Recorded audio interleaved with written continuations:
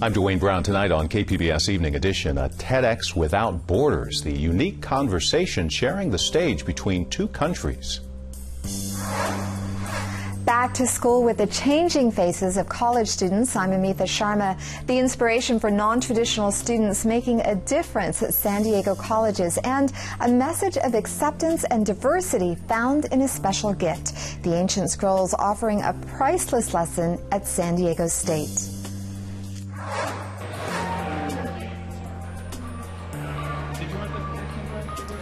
Even Darth Vader can't resist Force Friday, the prize at the end of a midnight shopping spree for Star Wars fans in San Diego. KPBS Evening Edition starts right now.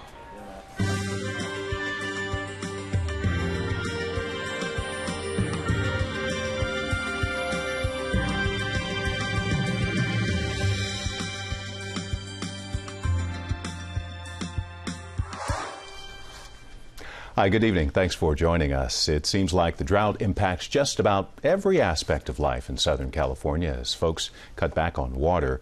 As KPBS reporter Steve Walsh explains, the effects can be felt even down in the sewers.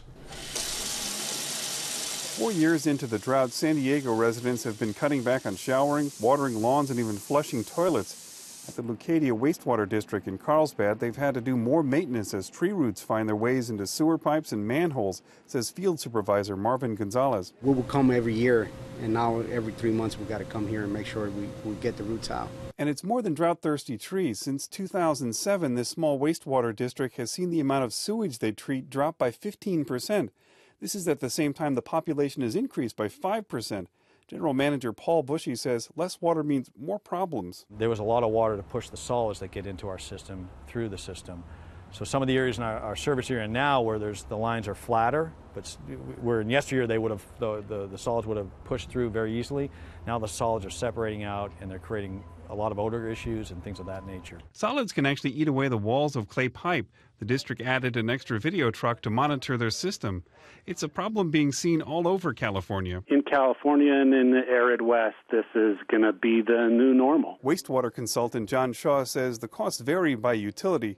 One fix is to replace old clay pipes with brand new plastic, which is less susceptible to roots and decay, but that would be expensive. Most districts first opt for better maintenance. As the drought progresses and as conservation continues to kind of ratchet in, everybody will find a new operation and maintenance regime in which to work. He added a little rain wouldn't hurt either. Steve Walsh, KPBS News.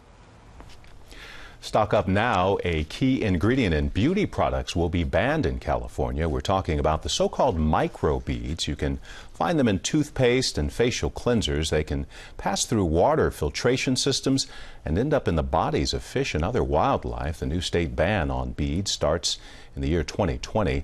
Then it will be illegal to sell any personal care products that use the plastic beads. Following up on a changing of the guard at the state capitol today, we're hearing from Assemblymember Anthony Rendon. He will be the next speaker, replacing current Speaker Tony Atkins from San Diego. I think what's really important is making sure that the members themselves are sort of in charge of the policy areas that they choose to chair. I think in the past the speakership has sort of centralized a lot of the power. I think now it's time to sort of disperse the power to the policy chairs.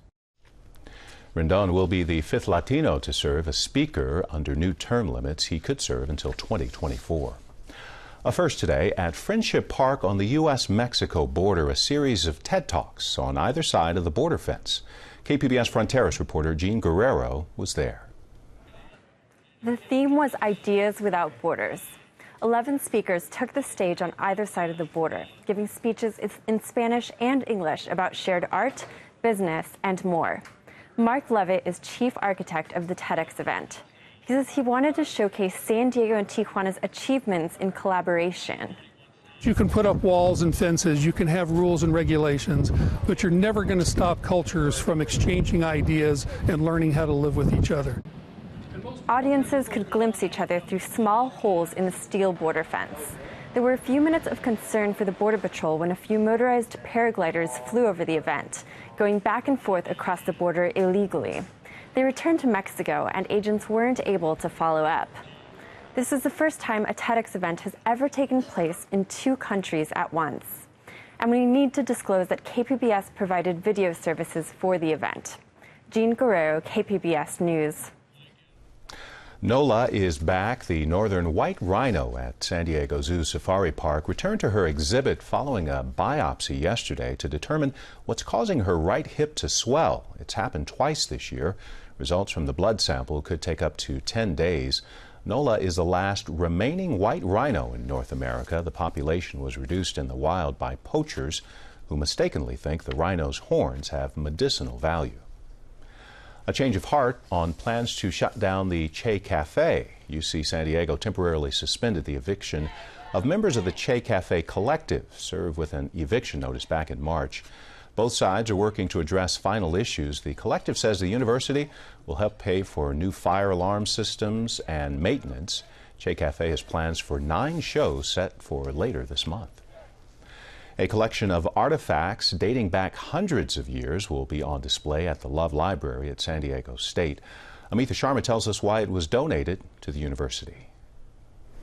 A valuable collection recently donated to San Diego State University's Love Library offers students a window into the past. The collection of Jewish, religious, and historic artifacts dates back to 800 years, offering glimpses into the people, cultures, and places of times gone by. We're joined by Robert Ray, head of special collections and university archives at San Diego State. Welcome to the program. The pieces were donated by Howard Singer, who's an active member of the Aztec Parents Association. How did he acquire them? Well, Howard was a medical industry expert and a passion for collecting Jewish artifacts. And he had evenings free and decided to indulge himself in this passion, especially for Torah. And he saw one he liked very much and got it. 13 years later, he amassed a terrific collection of over 100 artifacts. And how many Torahs are in the collection? There are 78 Torah fragments. And what do those fragments look like? Well, they look in some cases as if they were done yesterday because the calligraphy is just so exquisite and the artistry and craftsmanship of the scribe is absolutely terrific, and they've lasted because they are on various sorts of parchment that have been carefully prepared, calf skin, deer skin, and so forth. So they just look wonderful. What exactly is in the collection in addition to the Torahs, and what is their significance?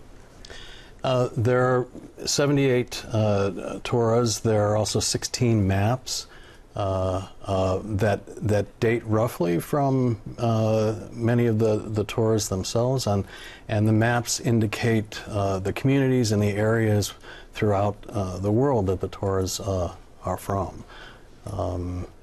The significance of the collection is extraordinary and yet to be discovered.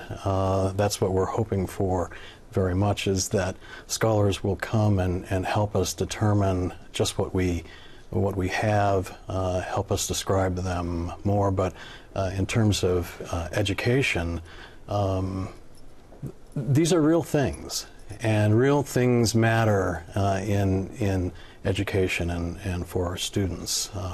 They have a chance to experience other cultures, travel to another time, another place, and they're transformative experiences to be in the presence of something 600-800 years ago, to be able to touch it. And it is, the collection is over in the library in the Department of Special Collections, and students and anyone who has a desire to voyage back beyond to the 13th century and until now can share this wonderful gift that Howard has given to San Diego State and to San Diego and really to the world. It's as if this was in your own living room, and when students come and look at these wonderful artifacts, it's there. It's theirs. So you're talking about students and how valuable they are to education. What specifically do they offer in terms of how they were used to explain the sacred texts from that era? Well, the Torah is the first 5 books of the Bible. A Torah scroll is a copy of the Torah, and the specifications for copying the Torah are so intricate and detailed, down to the space between characters and letters. And this is a tradition that is as central to Judaism as anything. So we can understand the tradition and Jewish ritual and prayer back to the Babylonian captivity, because the scroll has copied the Torah faithfully, without any change whatsoever from that time on, and theoretically back to the time of Moses. So will this collection be used for teaching purposes beyond the Jewish Studies program? I hope so, very definitely. There are a wide range of teaching and learning opportunities with this collection.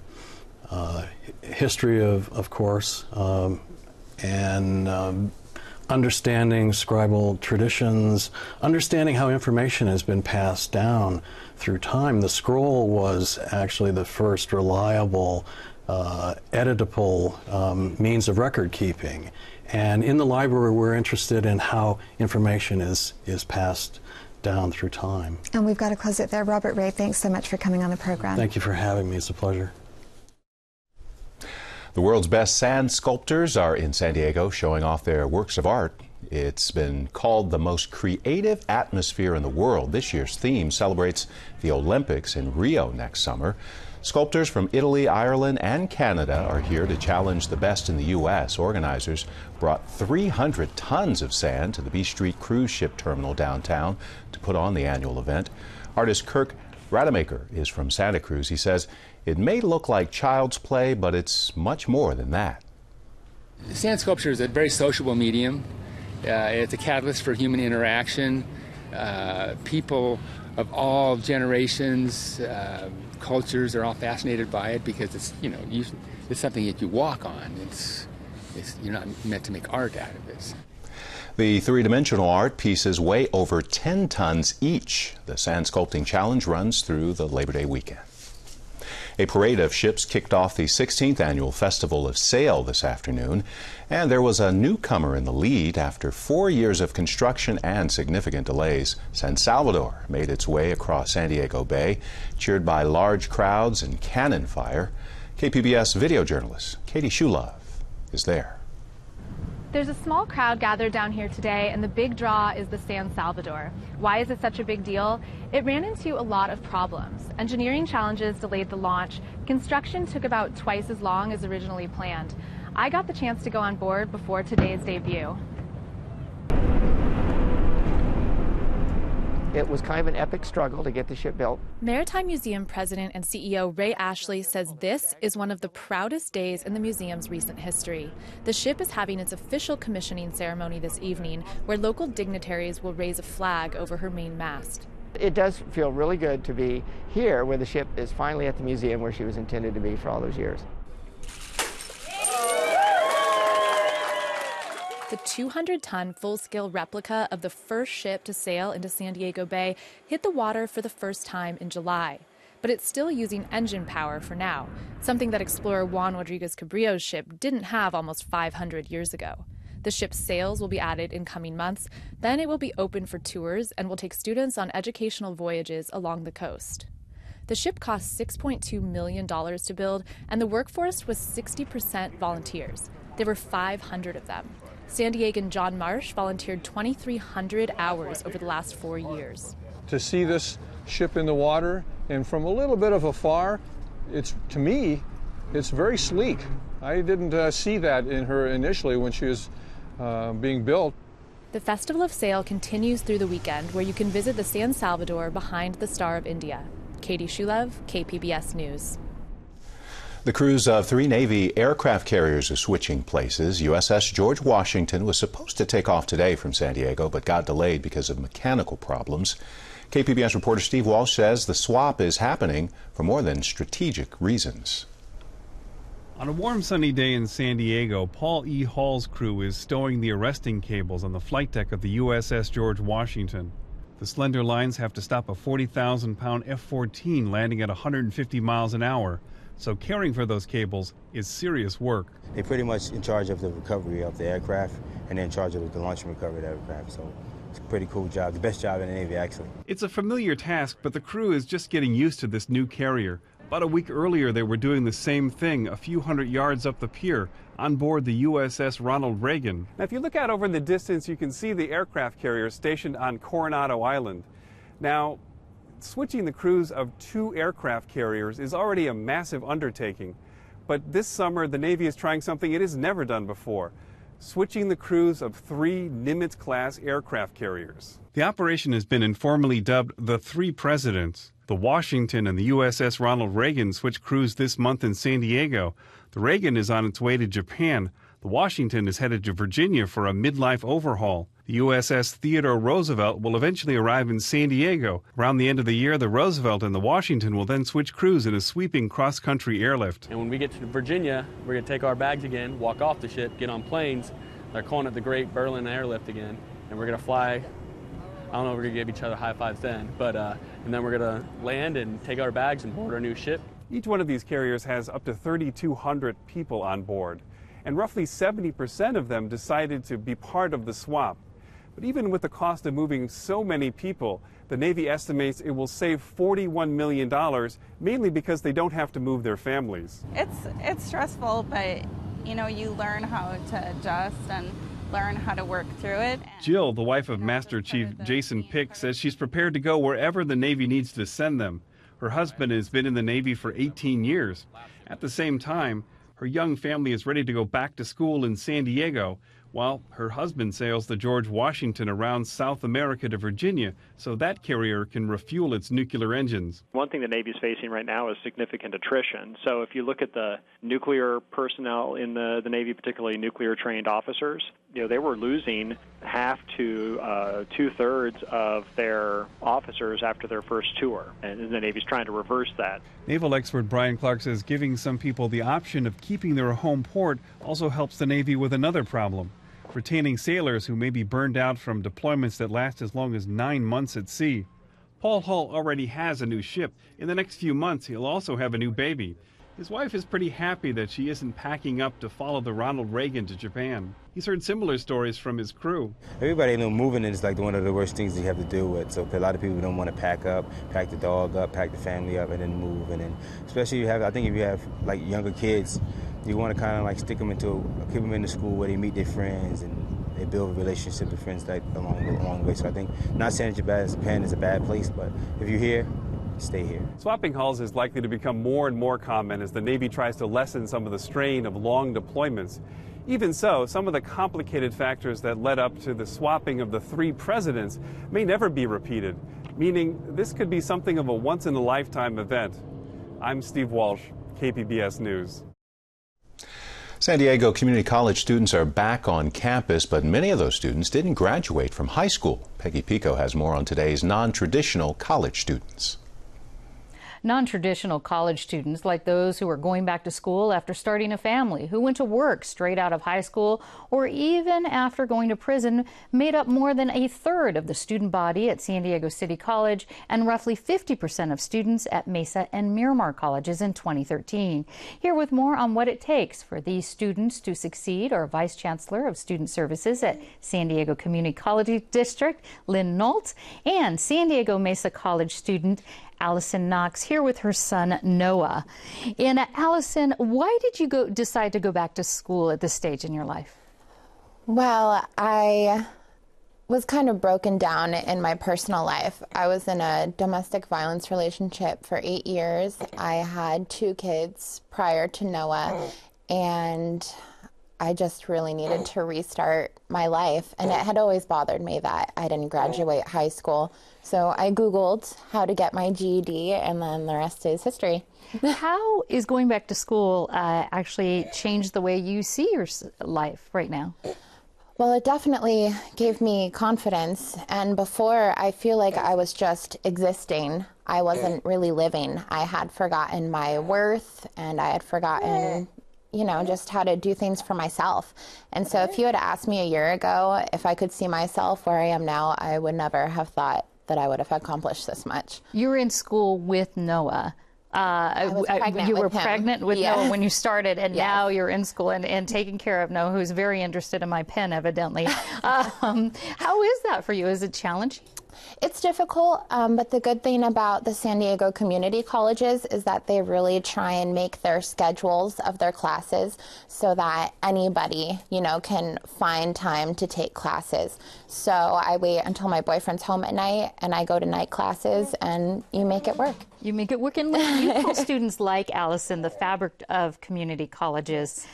Is her success story pretty common? Her success story is very common. We have countless students with similar stories to Allison's that come to us, and we give them hope, and we provide services and programs and classes scheduled at different times of the day to help them be successful. What does it take for the non-traditional, if you will, student to succeed? Well, 70% of our students, more than 70%, are working. So classes scheduled at times of day that working students can attend, including weekends, early mornings, evenings. So it's very important that we're mindful of the times of day that our working students and our parents and students helping to take care of families can attend classes. Another important component of their success are support services, everything from tutoring to student engagement activities like veterans clubs or veterans centers for our veterans students, counseling. We have drug and alcohol programs. We have transfer centers, so a number of support services. Now, Noah's getting very excited about all these different programs, evidently, but there are, I'm sure, a few obstacles or room to grow that you would like to see happen. Where would you like to see growth happen when it comes to this student population? Yes, our leadership this year has identified student completion and movement through basic skills classes as a strategic focus this year. We find that students who come to us that need 3 or 4 basic skills classes before they get to college level work get discouraged, and Allison can attest to that in her math classes. So we're really looking at ourselves, how we deliver basic skills instruction. We're looking at acceleration. One of our faculty describes our acceleration program like the junior varsity team, where students come and they're still playing, they're not just doing routine practice all day. And so we're really looking at different ways to deliver our basic skills instruction to help students be successful. Sounds like help supported. Allison, what's next for you? Well, I started my own meal prep business, Nourishment SD, which is all because of going back to school, really. I am going for nutrition, and so it kind of fueled the fire. I've always loved food. Everyone loves food. So that's what You've got your own business now, and you're going to continue with school and anticipate graduating in the next few years. Absolutely. All right. Allison Knox and Noah and Lynn Nault, thank you very much. Thank you for having us. Stores around the nation hit by Force Friday madness. It started just after midnight. KPBS arts reporter Beth Accomando shows us San Diego Star Wars fans who started lining up yesterday. Imperial troops have entered the base! Imperial troops have entered the base!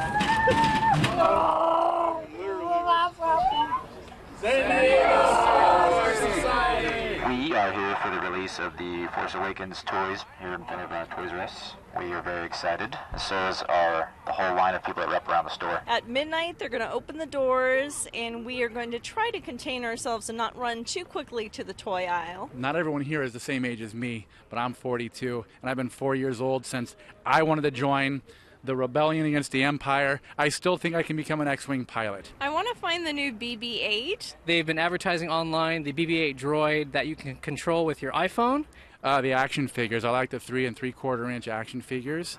We're going to open them up. We're openers. We let them play with them like they're intended to. They won't just sit dusting on a shelf somewhere. Okay, you guys ready?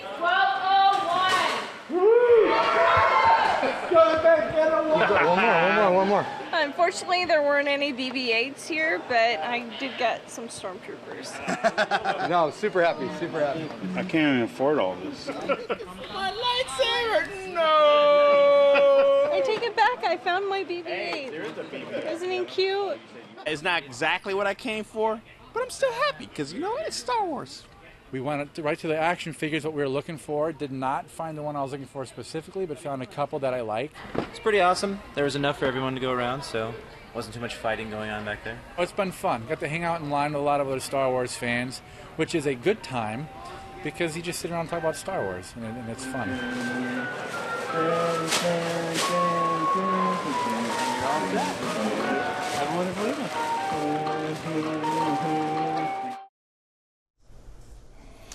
We may see a warm-up for the long holiday weekend. High surf and strong rip currents expected. In fact, they've prompted a beach hazard warning along the coast with 70s and 80s. 80s expected in the inland valleys, 70s and 80s in the mountain areas this weekend, and triple digits if you are headed for the desert. You can find tonight's stories on our website, kpbs.org/evening edition. Thanks for joining us. Good night. Have a great weekend.